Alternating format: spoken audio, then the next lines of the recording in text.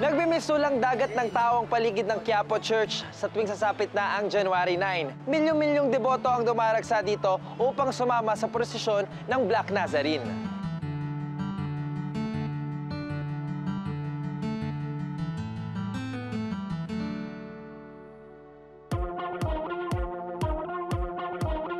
Sa loob ng 15 years, saksi ang isang street sweeper na si Lourdes San Jose o mas kilala bilang Nanay Ningning sa mga kababayan nating namamanata tuwing Biyernes dito sa Quiapo Church at sa mga taong dumarayo para salubungin ang Poong Nazareno tuwing traslasyon.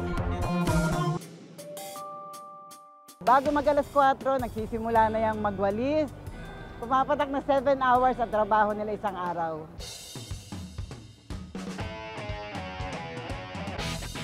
Sa araw-araw ng dagsa ng tao tuwing Biyernes o Quiapo Day, napakaraming basura ang nililinis ni Aling Lourdes at nandito ako upang gampanan ang kanyang panata sa kanyang trabaho. Dito sa Day Off, panata namin ang magbigay ng pahinga sa mga deserving Pinoy. Kaya, Aling Lourdes, ready na ang Day Off mo rito kasama ang iyong pamilya sa Los Baños, Laguna!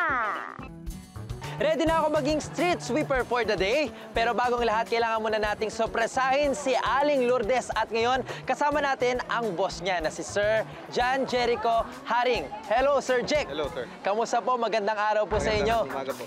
Ano po ba sa tingin niyo yung makakapagpasaya sa kanya? Siguro po, masahe or... Masahe! Wow, kasi Pagkain na ng walis masarap. ng walis, no? Walis. Tapos Siyempre, buong yung araw, katawan, pagod. Oo. Pagkain na masarap. Nako. Siyempre, para din pa rin sa katawan. Katindahan, ganito sir ang gagawin natin ha. Ngayon, yung mga katrabaho ni Aling Lourdes ay may mga dalang sampagita. Isasabit nila yon isa-isa. Nandito yung mga anak ni Aling Lourdes. Kinuntsaba natin sila. Let's go, sir. Mga ka-day-off, samahan nyo na kami. Let's go.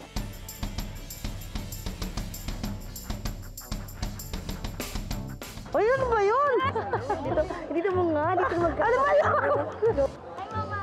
Uy, ang ginagawa niyo rito! Ang ginagawa niyo rito! Ano ginagawa niyo rito? Malengke kami. Nandito kayong tatlo. Aling Lourdes! Ay! Aling Lourdes, para po sa inyo to. Teka lang. Lagi po ako nanonood sa inyo. Talaga po, ba't parang ang dami niyong sampagita, Aling Lourdes? Oo ko nga po eh. Hindi niyo po alam, birthday niyo po ba ngayon? Hindi po.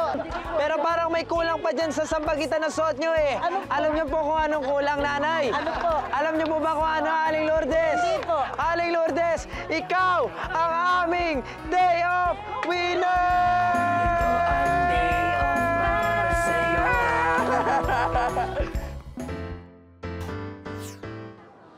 Ako po si Lourdes San Jose. 15 years na po akong street sweeper dito sa Plaza Miranda, Quiapo. Ang buhay ng isang street sweeper mahirap po. Minsan nahihilo na kami. Minsan para lang makapasok kami ng maaga, hindi kami natutulog. Aling Lourdes, tanggalin muna natin to.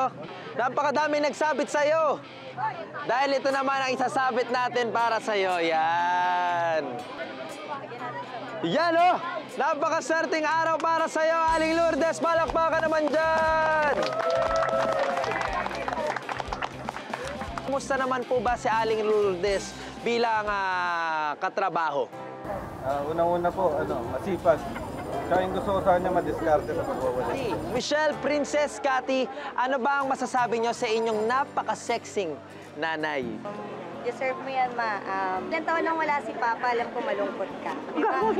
May mga kanya-kanya na kami, so minsan kasi malungkot siya. Teka lang, nag-iiyakan tayo dito. Describe niyo naman ang inyong nanay in one word. Mabait. So, Mabait. super mom. Super mom. Matapang. Matapang. Dito yung mga kamata.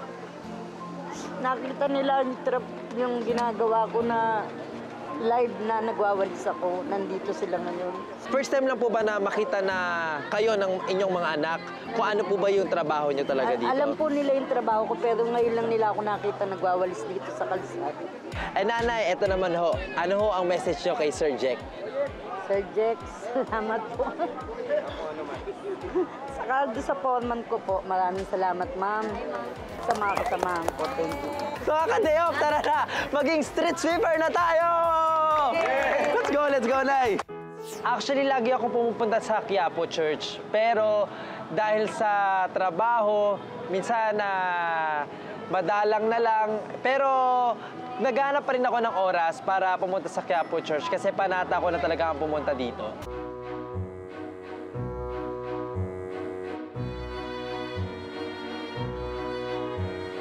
Ang naisip namin team ay maagang summer vacation ibibigay namin sa kanila.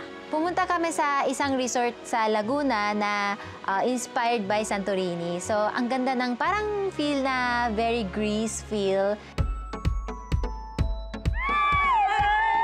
Hello po! Hi! Guys, welcome to Greece! Ay, joke lang. Siyempre, nasa Pinas tayo, di ba? At siyempre, since nasa Greece feel na resort tayo, may grapes pa. Mga ano po kayo? Sino po sila ulit? Si Michelle, si Cathy, saka si Prince. Ready na ba kayo? Ready na! Pero bago mag-swim, syempre mag-warm up tayo. 5, 6, 7, go! 1, 2, 3, 4, 5, 6, 7.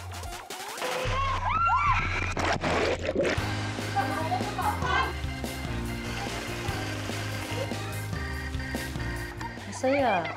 Kasi nakasama ko uli yung mga anak ko sa tagal na hindi ko sila nakakabanding ng ganitong katagal na dati nakikita lang kami, saglit lang.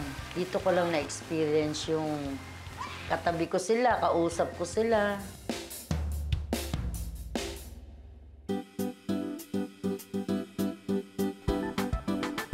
After ng swimming, pumunta kami sa isang restaurant na Filipino dish naman. Kasi si Nanay Lourdes, gustong-gusto niya yung Filipino food. Especially adobo, tapos sinigang, chop suey, and then caldereta. Aling Lourdes, para sa'yo to! Dahil day off ka ngayon, Nanay Lourdes, syempre, you cannot cook now. Dapat, basta may surpresa para sa'yo. Tara, let's go! Anong nararamdaman niyo po? Masaya. Kasi ito nga, naiiyak ako. Hindi man ako iyak. Bakit mo umiiyak ka? Wala, masaya lang ako, kaya naiiyak ako, ganun. O, bihira mangyari itong ganito na, sama-sama yung mga anak ko. Oh, grupo! Kasya ba? Grupo!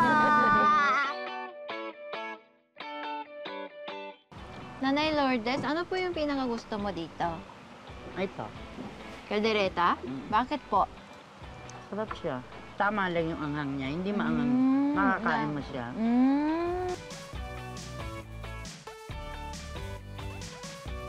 Day off!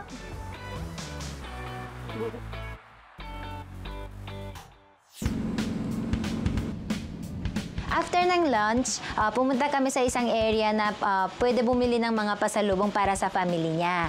Sagot na ng day off kung anong gusto mo dito. Siyempre, nag-iisip siya ng ibang family members, tsaka yung mga apo niya kasi nasa out of town siya, which is Los Baños. Masarap. Masarap siya. Masarap siya. Fresh na fresh! Ang binili namin, fresh milk, choco milk, white cheese, yogurt, and then, syempre, hindi mawawala yung pastillas. Maraming salamat sa pasalubong para sa mga apo ko yan. Para sa'yo, wala bang para sa'yo? Meron naman yung gatas para sa akin din.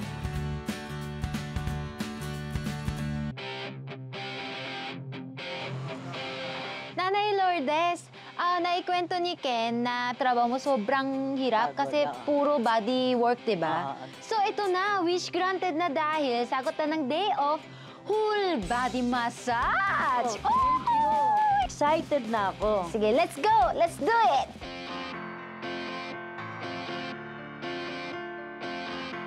Natuwa po ako kasi ang tagal ko nang hindi nagpapamasahe. Ang sarap ng pakiramdam. Na-feel ko talaga, ang sarap, nawala lahat ng sakit ng katawan ko.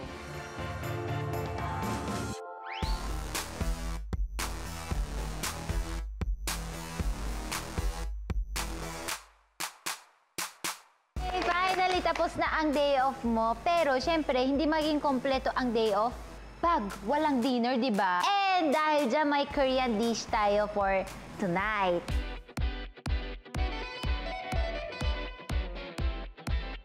Day off! Yay! Tapos, ay, ganun. Ay, Buo! And syempre, hindi ito lang yung surprise para sa'yo, Nanay Lourdes. Taran! Gift!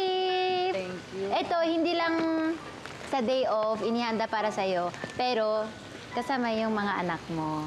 So, please open it. Thank Check niyo po. Wow! Napakaganda ng inabot ni Dasiri sa akin. Isang sapatos, pants, blouse. Natutuwa po ako kasi maganda yung niregalo niya sa akin. Nakakatuwa naman po, nakaka-touch. Dahil hindi ko ina-expect na sila pa nag-isip ng gano'n na para ibigay sa akin. Salamat. Desiree, hindi naman ako lang ang laging sinusupresa mo. May surprise din ako sa'yo. Talaga? Ano po yan? Ito sa akin pala to? Ito, tingnan mo, may bumabata sa'yo. Naalala ko, nung unang episode na ginawa ko sa day off, yung paggawa ng tikoy at saka yung dragon dance, ang kasama ko si Dasuri. Nung una sabi ko parang nahihiya ako kasi parang tahimik lang siya, baka suplada o mataray o kaya hindi namamansin. Parang ganun yung first impression ko sa kanya kasi syempre iba yung lahi niya. So, nahihiya ako.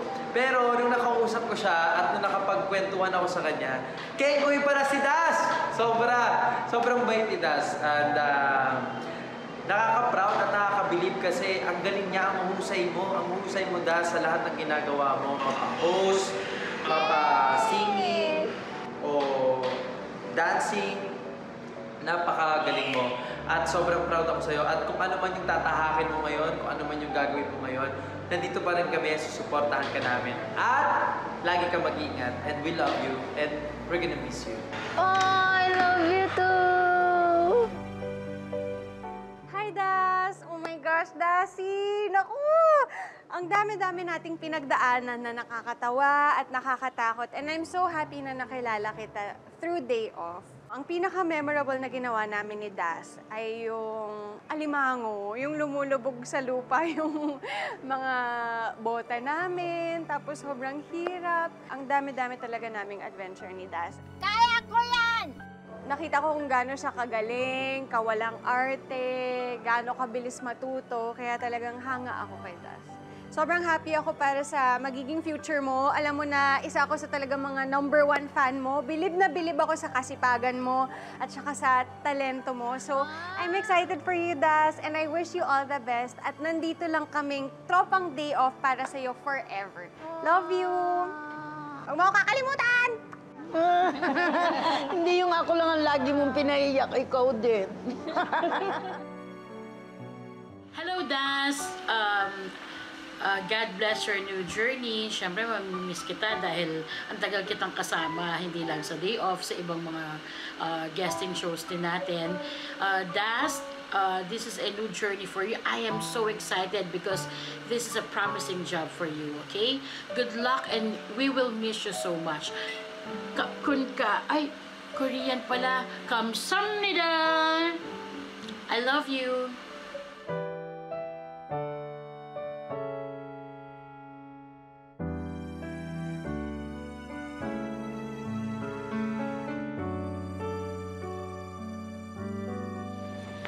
Thank you! Dahil sa day off, love na love ko yung Philippines. I will never forget you guys.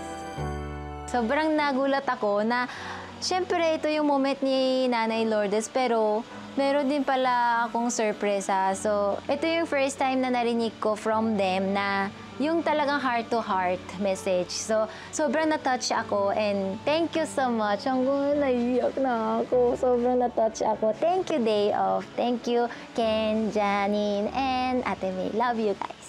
1, 2, 3! Woo! Yay!